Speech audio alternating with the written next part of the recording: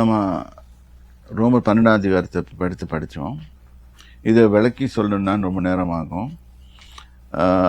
இப்போ 13ஆம் அதிகாரத்துக்கு நேரம் திரும்பி செல்வோம்.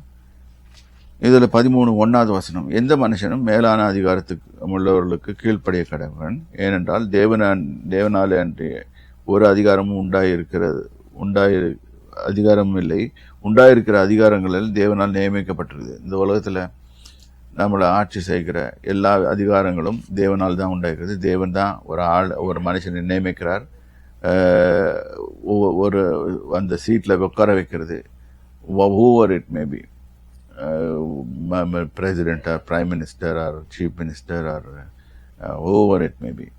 நம்ம when we talk against them, what we are telling God is, Lord, you don't know anything, we know better அப்படின்ற மாதிரி இருக்குது. இந்த வசனம் அப்படி தான் சொல்லி கொடுக்குது. எந்த உண்டான அதிகாரம் எல்லாம் இதெல்லாமே தேவனால் தான் உண்டாயிருக்கிறது. அதிகாரங்கள் தேவனால் நியமிக்கப்பட்டிருக்கிறது, அவர் தான் நியமிச்சிருக்காரு அப்படின்னு போட்டிருக்குது. ஆதலால் அதிகாரத்துக்கு எதிர்த்து நிற்கிறவன், இப்போ பாருங்க, நம்ம அப்படி பேசும்போது அதிகாரத்துக்கு எதிர்த்து நிற்கிறவன் தேவனுடைய நியமனத்துக்கு எதிர்த்து நிற்கிறான். தேவன் நியமித்ததுக்கு எதிர்த்து நிற்கிறான். எப்படி அப்படி எதிர்த்து நிற்கிறவர்கள் தங்களுக்கு தாங்களே ஆக்கினியை வரவைத்துக் கொள்கிறார்கள். இதனால தான் நீதிமொழிகளில் போட்டிருக்கும், கலகக்காரங்களோட கலவாதங்கள், உற்சாகமாக ஆர்ப்பாட்டம் பண்ணலாம் வாங்க அப்படின்னு கூப்பிட்டாங்கன்னா போவாதீங்க. ஏனென்றால் அதனால நம்ம அதிகமாக மாட்டிக்குவோம். உண்மையாகவே நீங்கள் ஆர்ப்பாட்டங்களில் ஈடுபடும் போது என்ன பண்ணுறீங்கன்னா, இது கேட்டால் ஃப்ரீடம் சொல்கிறது. இன்னும் இப்போ நான் அமெரிக்காவுக்கு வந்திருக்கேன். இங்கே நான் எந்தவித அரசியல் நிகழ்ச்சியிலும் நான் கலந்து கொள்ள முடியாது, போராட்டங்கள்லையும் கலந்து கொள்ள முடியாது. இது நியமத்துக்கு நான் இந்த கண்ட்ரி அப்படி செய்த நான் இந்த கண்ட்ரியோட எத்திக்ஸ்க்கு அகென்ஸ்டாக போவேன். அதனால் நல்லா புரிஞ்சுக்கணும், எதுவுமே நம்ம பேசக்கூடாது. இங்கே வந்திருக்கோமா, எந்த வேலைக்காக வந்திருக்கோமோ அந்த வேலையை மட்டும் இந்த கண்ட்ரியில் இருக்கிற வரைக்கும் இந்த நாட்டின் சட்டத்திட்டங்களை மதித்து அது நடக்கணும். அதே மாதிரி நம்ம நாட்டிலையும் இருக்கிறவர்கள் நம்ம நாட்டு சட்டத்திட்டங்களை மதித்து அது நடக்க கற்றுக்கொள்ள வேண்டும். இல்லாட்டி நம்ம ஆண்டவருக்கு இப்போ இது பண்ணிட்டோங்க, இது விளையாடிட்டாங்க.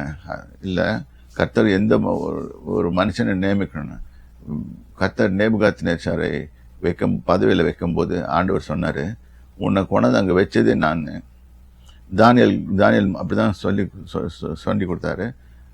நெக்ஸ்ட்டு உனக்கு அடுத்த ஒருத்தன் வருவான், அவன் இருக்க மாட்டான். அதுக்கப்புறம் 4 ராஜ்யங்கள், அந்த 4 ராஜ்யங்கள் தோணும், அது எதுவுமே இருக்காது. கடைசியில் ஒரு ராஜ்யம் நிற்கும், அது கிறிஸ்துவின் ராஜ்யம். அது ஒரு கல் கையினால் பேர்க்கப்படாத ஒரு கல் அதை மேல் மோதி அதை நிற்க வச்சு, அது கிறிஸ்துவின் ராஜ்யம்.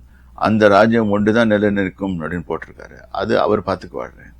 எந்த ஒரு அதிகாரத்தையும் நம்ம அவர்கிட்ட போய் சொல்லலாம். அவர்கிட்ட சொல்லி, ஆண்டவரே எங்களுக்கு இது பிடிக்கல, எங்களுக்கு பிடிக்கிற வண்ணமாக நீங்கள் மாற்றி கொடுங்க அப்படின்னு சொல்லலாம். போராட்டங்கள்லையும் இல்லாட்டி எந்த காரியங்கள்லையும் கலந்து கொள்ளாதீங்க. கலந்து கொண்டால் உங்களுக்கு தானே நீங்கள் ஆக்கினையை வரவேற்றுக் கொள்வீங்க. ஏன்னா வேதம் உங்களுக்கு எதிர்த்து நிற்கிறது. ஸோ தேவனாய் கர்த்தரும் எதிர்த்து நிற்பார். ஆகவே ஆக்கினையை வரவேற்றுக் கொள்கிறார்கள். மேலும் அதிகாரிகள் நற்கிரியைகளல்ல துர்க்கிரியைகளுக்கே பயங்கரமாக இருக்கிறார்கள். ஆகையால் நீ அதிகாரத்துக்கு பயப்படாது இருக்க வேண்டுமென்றால், நீ பயப்படாது இருக்கணும்னால் நன்மை செய், ஒழுங்கா டாக்ஸ் கட்டு. இது சொன்னால் நிறைய நம்ம கிறிஸ்தவ மக்களுக்கு கோபம் வரும். அதனால் என்ன செய்யறது? ஆனால் உண்மையை சொல்லி தான் செய்யணும். அதனால் உனக்கு புகழ்ச்சி உண்டாகும். ஸோ உண்மையாக சொல்கிறேன், கர்த்தர் உங்களை பெரியவங்களாக ஆக்கணும்னா நீங்கள் அவருடைய நியமனத்துக்கு கீழ்ப்படியுங்க. அந்த நியமனத்துக்கு கீழ்ப்படியலைன்னா கர்த்தருக்கு எதிரிகளாவீங்க. அப்புறம் நீங்கள் கர்த்தாவே நான் ஜெபிக்கிறது எதுவுமே நடக்க மாட்டேங்குது, கர்த்தாவே எல்லாமே தீமையான நடக்குது, எங்கள் இதில் இது மாதிரி இருக்குது, எல்லாம் கம்ப்ளைண்ட்ஸ் சொல்லுவோம், ஒன்றுமே நடக்காது. ஆகவே தேவ ஜனமே, நீங்கள் உங்களை தாங்களே பரிசோதித்து, இது மாதிரி ஒரு வேளைக்கு நீங்கள் செய்திருந்தீர்கள், ஆனால் ஆண்டவர்கிட்ட போய் மன்னிப்பு கேட்டுக்கொண்டு உங்களை மாற்றிக்கொள்ளுங்கள். ஸோ உனக்கு நன்மை உண்டாகும் பொருட்டு நமக்கு நன்மை உண்டாகும் பொருட்டு அவன் தேவ ஊழியக்காரனாக இருக்கிறான். நீ தீமை செய்தால் பயந்துரு. தீமை செய்தனா தப்பு. யார் பயப்படுவாங்க? சட்டத்துக்கு பயப்படுவாங்க. சட்டத்துக்கு புறம்பான காரியங்களை செய்கிறவர்கள் பயந்திருப்பார்கள். பட்டயத்தை அவன் விருதாய் பிடிக்கிறதில்லை, அரஸ்ட் வாரட்டை அவன் சும்மா பயன்படுத்தவில்லை. தீமை செய்கிறவன் மேல் கோபாக்கனை வர பண்ணும்படி அவன் நீதியை செலுத்துகிற தேவனுடைய ஊழியக்காரனாக இருக்கிறானே. ஆதலால் நீங்கள் கோபாக்கனின் மாத்திரமல்ல, மனசாட்சி நிமித்தமும் கீழ்ப்படிய வேண்டும். இது கர்த்தர் நம்மளை கொடுத்திருக்க வச்சு நியமனம். நம்ம இப்படிதான் நடக்கணும்னு சொல்லி கர்த்தர் நியமித்திருக்கிறார். ஆகவே ஓட்டிங் பாக்ஸ் இது பண்ணிட்டாங்க, இது பண்ணிட்டாங்க, இது பண்ண முடியும், இதெல்லாம் தயவுசெய்து இது பேசி உங்களை தங்களை ஏமாத்திக்கணும். யாரும் ஒரு டாப் போஸ்ட்ல வர போறதில்லை. கர்த்தர் நியமித்தால் ஒழிய அந்த இடத்துல ஒரு மனுஷன் வர போறதில்லை, எந்த ஒரு மனுஷனும் வர போறதில்லை. ஆகவே தேவ ஜனமே பார்த்து நடந்து கொள்ளுங்கள். கர்த்தருக்குள்ள வெற்றிகரமாக ஜீவிக்க முயற்சி செய்யுங்கள். கர்த்தர் உங்களை ஆசீர்வதிப்பார். கர்த்தருடைய நாமத்துக்கு ஸ்தோத்திரம். ஜெபித்து முடிப்போம். கர்த்தாவே, ஞானமற்ற நாங்கள் செய்திருந்தால் ஏதாவது செய்திருந்தால் மன்னிக்க வேண்டுமா இருக்கிறோம். கர்த்தாவே, நீர் ஒரு அதிகாரத்தை நியமிக்கிறீர், அதை வைக்கிறீர், அதை உமக்கு சித்தமானவரை வைக்கிறீர், சித்தமானவரை எடுக்கிறீர். கர்த்தாவே, நீர் ஆளுகை செய்கிறவராக இருக்கிறீர். அதுக்காக நன்றியிருந்த ஸ்தோத்திரத்தை செலுத்துகிறோம். ஆசீர்வதியும் பலப்படுத்தும். மக்களும் அதை புரிந்து கொண்டு நடக்க கிருபை தாருங்க.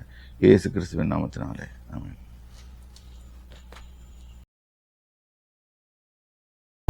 ஹலோ, ஜான் சாமுவேல் மீடியாவில் இருக்கிற ஒவ்வொரு சப்ஸ்கிரைபர்ஸ்க்காகவும் நாங்கள் ரொம்ப கிரேட்ஃபுல்லாக இருக்கோம்.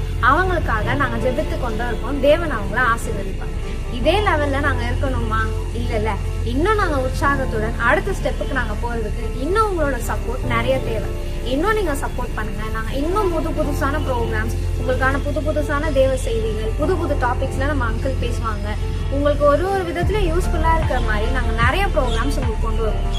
ஆவிக்குரிய பிரகாரமான ஒரு வளர்ச்சியை காண்கிறதுக்கு நாங்கள் உங்களுக்கு ஹெல்ப்ஃபுல்லா இருக்கும். அதுக்கு உங்களோட பாட்டை ஏதாச்சும் இருக்கணும்ல, மறக்காம சப்ஸ்கிரைப் பண்ணுங்க. உங்க ஃப்ரெண்ட்ஸ்க்கும் ஷேர் பண்ணி அவங்களையும் சப்ஸ்கிரைப் பண்ண சொல்லுங்க.